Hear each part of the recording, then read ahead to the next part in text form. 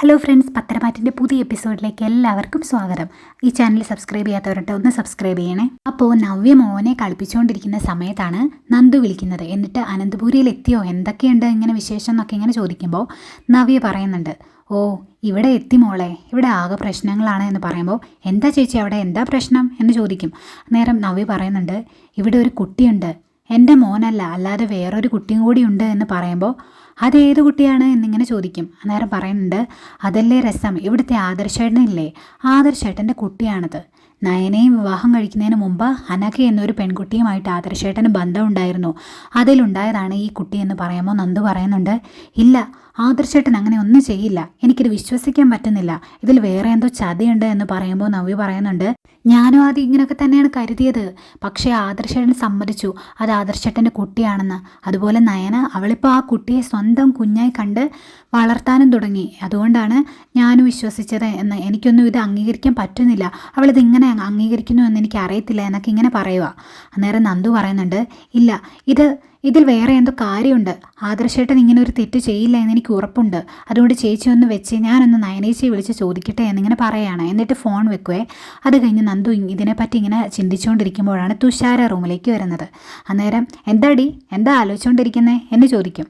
അന്നേരം നന്ദു പറയുന്നുണ്ട്, എടി നിന്നോട് ഞാൻ പറഞ്ഞിട്ടില്ലേ ആദർശേട്ടൻ്റെ കാര്യം, ആ ആദർശേട്ടൻ ഇപ്പോൾ മറ്റൊരു സ്ത്രീയിൽ ഒരു കുട്ടിയുണ്ടെന്നും ആ കുട്ടി അനന്തപുരിയിലുണ്ടെന്നും ഒക്കെയാണ് നവ്യേച്ച് വിളിച്ച് പറഞ്ഞത്, എനിക്കതങ്ങ് വിശ്വസിക്കാൻ പറ്റുന്നില്ല എന്ന് പറയും. അന്നേരം തുഷാരയും ചോദിക്കുന്നുണ്ട്, നിൻ്റെ ആദർശ് ഇങ്ങനെ ഒരാളാണോ, പക്ഷേ നിൻ്റെ സംസാരത്തിൽ നിന്ന് എനിക്ക് അങ്ങനെ അല്ലായിരുന്നല്ലോ മനസ്സിലായത് എന്നിങ്ങനെ പറയുക. അന്നേരം നന്ദു പറയുന്നുണ്ട്, ഇല്ലടി ആദർശേട്ടൻ അങ്ങനെ ഒന്നും ചെയ്യില്ല, അങ്ങനെ എന്തെങ്കിലും ഇപ്പോൾ സംഭവിച്ചിട്ടുണ്ടെങ്കിൽ അതിൻ്റെ അകത്ത് ആദർശേട്ടനും നയന ചേച്ചി മാത്രം അറിയാവുന്ന എന്തെങ്കിലും കാര്യം കാണും, അല്ലാതെ ആദർശേട്ടൻ ഇങ്ങനെ ഒരു തെറ്റ് ചെയ്യില്ല എന്ന് എനിക്ക് പൂർണ്ണ ബോധ്യമുണ്ട് എന്നിങ്ങനെ പറയുക കേട്ടോ. ഈ സമയം ആദർശിൻ്റെ അടുത്തേക്ക് നയന വരുക. എന്നിട്ട് നയന ഇങ്ങനെ വന്നു കഴിഞ്ഞിട്ട് ആദർശിനോട് ചോദിക്കുന്നുണ്ട്, എനിക്കിപ്പോൾ ആശ്വാസമായി, അച്ഛനും അമ്മയും ചന്തുമോളുടെ കാര്യങ്ങളൊക്കെ അറിഞ്ഞല്ലോ, ഇനിയിപ്പോൾ അവർ അറിഞ്ഞില്ലായിരുന്നെങ്കിൽ ഇത് വെച്ച് ബ്ലാക്ക് മെയിൽ ചെയ്യാൻ ഇവിടെ പലരും കണ്ടല്ലേ, ഇപ്പോൾ എനിക്കൊരു ആശ്വാസമായി എന്ന് പറയുമ്പോൾ ആദർശ് പറയുന്നുണ്ട്, പക്ഷേ എൻ്റെ കാര്യം അങ്ങനെയല്ല, നിൻ്റെ അച്ഛനും അമ്മയും എന്നെ എത്രത്തോളം വിശ്വസിച്ചിരുന്നു, നിന്നെപ്പോലെ തന്നെ അവരിപ്പോൾ എന്നെ തെറ്റിദ്ധരിച്ചിരിക്കുകയാണ്, ഇതെനിക്ക് സഹിക്കാൻ പറ്റുന്ന കാര്യമല്ല, അത് അവരോടെങ്കിലും ഒന്ന് തുറന്ന് പറയായിരുന്നു എന്നൊക്കെ ഇങ്ങനെ പറയുക കേട്ടോ. അന്നേരം നയന പറയുവാണ്, ആദർശേട്ടാ ഇപ്പം അവരോട് സത്യം പറഞ്ഞാലും അവർക്ക് വിഷമമാകും, കാരണം അഭി സ്വഭാവമൊക്കെ മാറ്റി നവ്യേച്ചി ഇങ്ങനെ നല്ല രീതിയിൽ സ്നേഹിക്കുന്നുണ്ട് എന്നൊക്കെ ആശ്വാസത്തിലാണ് അച്ഛനും അമ്മയും, ഇതിപ്പോൾ അങ്ങനെയല്ല, അത് എന്ന് അറിഞ്ഞു കഴിയുമ്പോൾ അവർക്ക് ആകെ വിഷമമാകില്ലേ എന്നൊക്കെ ഇങ്ങനെ ചോദിക്കുക. അന്നേരം ആദർശ് പറയുന്നുണ്ട്, ഇതിപ്പോൾ ഞാൻ തെറ്റ് ചെയ്തത് എന്നറിഞ്ഞപ്പോഴേക്കും അവർക്ക് വിഷമമല്ലേ, നിൻ്റെ അച്ഛന് അസുഖങ്ങളൊക്കെ ഉള്ളതല്ലേ, അദ്ദേഹത്തിന് നല്ല വിഷമമാകില്ലേ, അദ്ദേഹത്തോടെങ്കിലും നിൻ്റെ അച്ഛനോട് അമ്മയോടെങ്കിലും ഇതൊന്നും പറയത്തില്ലായിരുന്നോ എന്നിങ്ങനെ പറയുമ്പോഴേക്കും നയന പറയുകയാണ്, അതൊന്നും സാരമില്ല, പയ്യെ നമുക്ക് നോക്കാം, പറയാൻ പറ്റുമോ എന്ന് നോക്കാം എന്നൊക്കെ ഇങ്ങനെ പറയുമ്പോൾ ആദർശ് പറയുന്നുണ്ട്, തെറ്റ് ചെയ്യാതെയാണ് ഞാനിതെല്ലാം അനുഭവിക്കേണ്ടി വരുന്നത്, എൻ്റെ അമ്മ എന്നോട് ഇങ്ങനെ അകൽച്ച കാണിക്കുന്നത് എനിക്ക് സഹിക്കാൻ പറ്റുന്നില്ല, ഏതായാലും സത്യം അറിഞ്ഞ സമയത്ത് ഒരുപാട് സന്തോഷത്തോടെയാണ് ഞാൻ ഇങ്ങോട്ട് ഓടി വന്നത്, എല്ലാവരോടും എല്ലാം തുറന്ന് പറയാലോ എന്നോർത്ത്, നിൻ്റെ അച്ഛനും അമ്മയും തെറ്റിദ്ധരിക്കുന്നതിന് മുമ്പ് സത്യങ്ങൾ എല്ലാവരും അറിയിക്കണമെന്ന് ഞാൻ കരുതിയിരുന്നു, പക്ഷേ അതൊന്നും സാധിച്ചില്ല എന്നൊക്കെ ഇങ്ങനെ ആദർശ് ഇങ്ങനെ പറയുക കേട്ടോ. അന്നേരം നയന പിന്നെയും പറയുക, നമുക്ക് സത്യങ്ങളെല്ലാം അറിയാലോ, നമുക്ക് പരസ്പരം തെറ്റിദ്ധാരണകളും ഇല്ല, പിന്നെന്താ ആദർശേട്ടാ എന്നിങ്ങനെ ചോദിക്കുക. അപ്പോൾ ആദർശ് പറയും, എൻ്റെ അമ്മ എന്നെ വിശ്വസിക്കുന്നില്ല, അതെനിക്ക് സഹിക്കാൻ പറ്റില്ല, നീയും മുത്തശ്ശനും മുത്തശ്ശിയും ഒക്കെ എന്നെ വിശ്വസിച്ചു, എന്നെ നന്നായിട്ട് അറിയാവുന്നതാണ് എൻ്റെ അമ്മയ്ക്ക്, ഇങ്ങനെ ഒരു കാര്യം കേൾക്കുമ്പോൾ നീ ഒരു പെൺകുട്ടിയോട് തെറ്റ് ചെയ്യില്ല പിന്നെ എന്തിനാ നീ ഇങ്ങനെ നുണ പറയുന്നത് എന്നൊക്കെ എന്നോട് ചോദിക്കുമെന്നാണ് ഞാൻ കരുതിയത്, പക്ഷെ അമ്മ അങ്ങനെ വിശ്വസിച്ചില്ല, അതാ എനിക്ക് സഹിക്കാൻ പറ്റാത്തത് എന്നൊക്കെ പറയുമ്പോൾ നയന പറയാണ്, അതിന് കാരണമുണ്ട്, ആദർശേട്ടൻ ആ കുട്ടിയുടെ അച്ഛനാണ് എന്ന് സമ്മതിച്ചു, പിന്നെ ഞാനും അത് സമ്മതിച്ചു, ഇതൊക്കെ കൊണ്ടാണ് അമ്മയും തെറ്റിദ്ധരിച്ചു പോയത്, അല്ലാതെ ആദർശേട്ടനെ ഇഷ്ടമില്ലാഞ്ഞിട്ടോ അല്ലാതെ വിശ്വാസം ഇല്ലാത്തതുകൊണ്ടോ ഒന്നും അല്ല എന്നൊക്കെ ഇങ്ങനെ പറയുക. അന്നേരം പിന്നെ ആദർശ് പറയാണ്, എനിക്കിത് സഹിക്കാൻ പറ്റില്ല, അമ്മയെങ്കിലും സത്യം അറിയണം എന്ന് പറയുമ്പോൾ നയന പറയുകയാണ്, കുറച്ചുകൂടി നമുക്ക് മുന്നോട്ട് പോകാം, എന്നിട്ടും അമ്മ ഇങ്ങനെ തന്നെയാണ് പോകുന്നത് എങ്കിൽ നമുക്ക് ആദർശേട്ടനോട് ഇങ്ങനെ ദേഷ്യമൊക്കെ ഇങ്ങനെ തന്നെയാണ് കാണിക്കുന്നതെങ്കിൽ നമുക്ക് കാര്യങ്ങളെല്ലാം തുറന്നു പറയാം, ചന്തുമോളോട് ഇപ്പോൾ അമ്മ ഇഷ്ടമൊക്കെ കാണിച്ചു തുടങ്ങിയിട്ടുണ്ട്, അതുകൊണ്ട് കുഴപ്പമില്ലെന്ന് ഇങ്ങനെ അവരിങ്ങനെ സംസാരിച്ചുകൊണ്ട് നിൽക്കുമ്പോൾ നന്ദു വിളിക്കുന്നത്. നന്ദു വിളിച്ചിട്ട് ചോദിക്കും, നയനേച്ചി അവിടെ എന്താ സംഭവിച്ചത്? എനിക്കിതൊന്നും വിശ്വസിക്കാൻ പറ്റുന്നില്ല. എന്നോട് കാര്യങ്ങളൊക്കെ നവ്യേച്ചു പറഞ്ഞു എന്ന് പറയുമ്പോൾ ഇവിടെ തന്നെ നിൽപ്പുണ്ട് പ്രതി, നീ അങ്ങ് സംസാരിക്കുക എന്ന് പറഞ്ഞ് നയന നന്ദുവിൻ്റെ ഫോൺ ഇങ്ങനെ ആദർശിൻ്റെ കയ്യിലോട്ട് ഇങ്ങനെ കൊടുക്കുക. അന്നേരം നന്ദു ചോദിക്കുന്നുണ്ട്, എന്താ ആദർശേട്ടാ ഈ കേൾക്കുന്നത്? ഇതിൽ എന്തെങ്കിലും സത്യമുണ്ടോ എന്ന് ചോദിക്കുമ്പോൾ, നീ ഒരു പോലീസ് ഓഫീസർ ആകാൻ പോകുന്ന ആളല്ലേ, നീ തന്നെ സത്യം കണ്ടുപിടിക്കുക എന്ന് പറയുമ്പോൾ നന്ദു പറയുന്നുണ്ട്, ഒരിക്കലും ആദർശേട്ടനായിട്ട് ഇങ്ങനെ ഒരു തെറ്റ് ചെയ്യില്ല എന്ന് എനിക്ക് ഉറപ്പുണ്ട്. പിന്നെ ഇതിൻ്റെ ഇടയിൽ വേറെ എന്തെങ്കിലും നടന്നിട്ടുണ്ടെങ്കിൽ ആ സത്യമാണ് എനിക്ക് അറിയേണ്ടത് എന്ന് പറയുമ്പോൾ, ആ സത്യം വിളിച്ചു പറയാൻ എനിക്കിപ്പോൾ സാധിക്കില്ല. ഏതായാലും നിനക്കെന്നെ വിശ്വാസമാണല്ലോ, അത്ര അറിഞ്ഞാൽ മതി എന്നൊക്കെ ഇങ്ങനെ പറഞ്ഞിട്ട് ആദർശ് ഇങ്ങനെ ഫോണ് നന്ദുവിൻ്റെ ഫോൺ ഇങ്ങനെ നയനയുടെ കയ്യിലോട്ട് കൊടുക്കുക.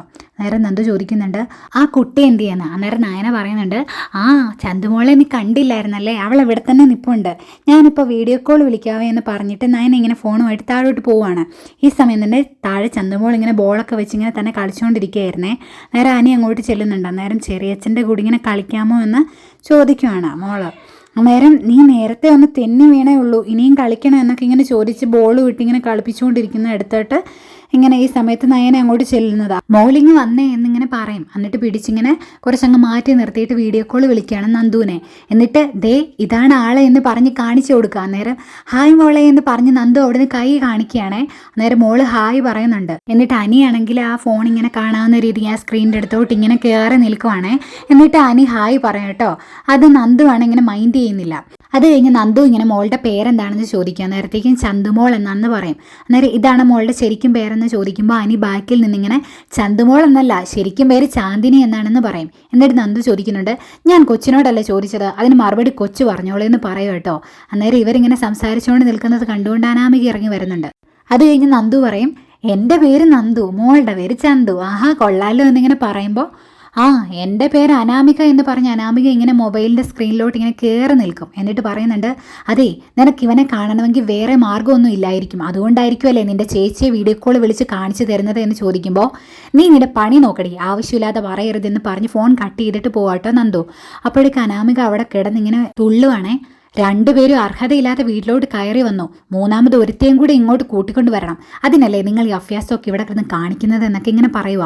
അന്നേരം നയന പറയുന്നുണ്ട്, ഞാൻ അവളെ ചന്തുമോളെ കാണിക്കാൻ വേണ്ടി വീഡിയോ കോൾ വിളിച്ചതാണ്, അതിനകത്തേക്ക് അനി കയറി നിന്നത് എൻ്റെ കുഴപ്പമല്ല എന്ന് പറയും. അന്നേരം നിങ്ങൾക്ക് ഇങ്ങനെ ഓരോ കാര്യങ്ങൾ പറഞ്ഞ് രക്ഷപ്പെടാം, പക്ഷേ ഇതൊന്നും അല്ല സത്യം എന്ന് എനിക്കറിയാം എന്നൊക്കെ പറയുമ്പോൾ, നിന്നെ ഇതൊന്നും പറഞ്ഞ് ബോധിപ്പിക്കേണ്ട കാര്യം ഏട്ടത്തിക്കില്ല എന്ന് അനി പറയും. അന്നേരം അതേടാ നിന്റെ മനസ്സിൽ ഇതൊക്കെ തന്നെയാണെന്ന് എനിക്കറിയാം, ഇതിനെ ന്യായീകരിക്കാൻ വരുന്നത് അതുകൊണ്ടാണ് എന്നൊക്കെ പറയുവാണ്. അന്നേരം നയന പറയുന്നുണ്ട് അനിയോടായിട്ട്, നന്ദുവിനെ ഫോൺ വിളിക്കരുതെന്ന് ഞാൻ പറഞ്ഞിട്ടുണ്ട്, അതുപോലെ അവളോടും പറഞ്ഞിട്ടുണ്ട്, എന്നിട്ടും അനി അതനുസരിക്കുന്നില്ലെങ്കിൽ നിന്റെ കയ്യിലിരിപ്പും നിന്റെ ബന്ധങ്ങളുമാണ് അതിന് കാരണം എന്ന് പറയുമ്പോഴേക്കും അനാമികയ്ക്ക് അങ്ങ് ദേഷ്യം വരുവേ. അതിൻ്റെ കൂടെ അനി പറയുകയാണ്, അവൾക്ക് ആരുടെ കൂടെ വേണമെങ്കിൽ അഴിഞ്ഞാടി നടക്കാം, ആരുടെ കൂടെ വേണമെങ്കിൽ സഞ്ചരിക്കാം, ഒരു കുഴപ്പമില്ല, ഞാനൊന്ന് നന്ദുവിനെ കാണുമോ ഒന്ന് സംസാരിക്കുകയോ ചെയ്താലാണ് വലിയ പ്രശ്നം എന്ന് പറയുക. അന്നേരം അനാമിക പറയാണ്, അയ്യോ നീ അത്രമാത്രം അങ്ങ് കാണിച്ചിട്ടുള്ളോ, വേറെ ഒന്നും കാണിച്ചിട്ടില്ലല്ലോ എന്ന് പറയും. എന്നിട്ട് നയനയോടായിട്ട് പറയുന്നുണ്ട്, നിങ്ങളുടെ സൂക്കേട് എന്താണെന്ന് എനിക്കറിയാം, നിങ്ങളുടെ ഭർത്താവ് വഴിതെറ്റിപ്പോയി, അതിലൊരു കുഞ്ഞും ഉണ്ടായി, അതിൻ്റെ ഫ്രസ്ട്രേഷൻ മുഴുവൻ മനസ്സിൽ ഒതുക്കി വെച്ചിട്ട് ആ കുട്ടിയെ സ്നേഹിക്കുന്ന പോലെ ഇങ്ങനെ നിങ്ങളങ്ങ് അഭിനയിക്കുകയാണ്, അതുകൊണ്ട് തന്നെ നിങ്ങൾക്ക് ബാക്കിയുള്ളവരോട് എല്ലാം ഈ ദേഷ്യമാണ്, അതുകൊണ്ട് എൻ്റെ ജീവിതം തകർക്കാൻ വേണ്ടിയല്ലേ നിങ്ങൾ ഇതൊക്കെ ഇങ്ങനെ ചെയ്യുന്നത്, ഈ ജന്മം മൊത്തം ഇങ്ങനെ കണ്ടവളുടെ കുഞ്ഞിനെ ഇങ്ങനെ സ്വന്തം മോളായി കണ്ട് സ്നേഹിക്കാനേ നിങ്ങൾക്കൊക്കെ യോഗം ഉണ്ടാവുള്ളൂ എന്നൊക്കെ ഇങ്ങനെ പറഞ്ഞ് കുറച്ച് ചീത്തയൊക്കെ പറഞ്ഞിട്ട് പോകും നയനേനെ. ഒന്നും മിണ്ടുന്നില്ല കേട്ടോ നയന, എൻ്റെ ഭർത്താവ് തെറ്റ് ചെയ്തിട്ടുണ്ടെങ്കിൽ ഞാൻ സഹിച്ചോളാം, നീ അതിലൊന്നും ഇടപെടണ്ട എന്നൊക്കെ ഇങ്ങനെ ഇടയ്ക്ക് പറയുന്നുണ്ട്. പക്ഷെ അനാമികയ്ക്ക് പറയാനുള്ളത് പറഞ്ഞിട്ട് അനാമിക അങ്ങ് പോകും.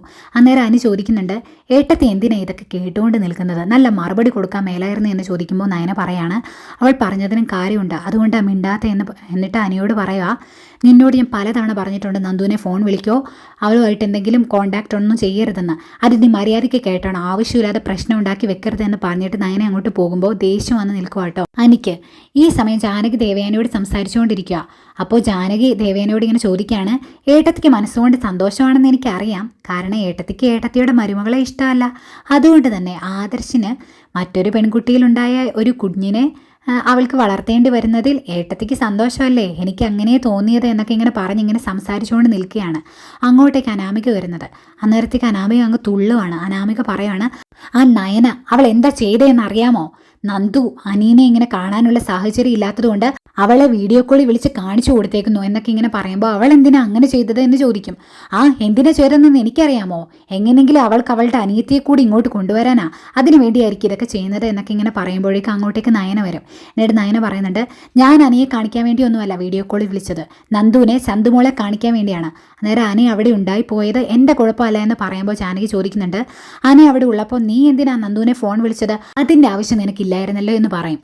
അപ്പോൾ നയന പറയും, അനി അങ്ങനെയൊക്കെ കാണിക്കുന്നത് എൻ്റെ കുഴപ്പമാണോ, എനിക്ക് എൻ്റെ അനിയത്തെ വിളിക്കണ്ടേ എന്ന് ചോദിക്കും.